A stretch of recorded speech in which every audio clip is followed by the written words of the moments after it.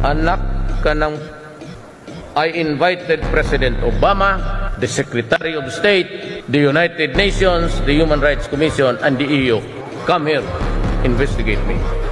Sabi, paikutin ko kayo dito ng kamay ko and play with you. I am very sure, they cannot be brighter than me. Maniwala kayo. I will play with you in public. I will ask 5 questions that will humiliate you. And I will ask 10 questions for you to agree with me. Bantayan niyan, it will be an spectacle. You better watch it all. Maganda yan. It will give you an entertainment. Akala siguro ng mga buang kasi, Pilipinas, small nation, well, maybe God give you the money, but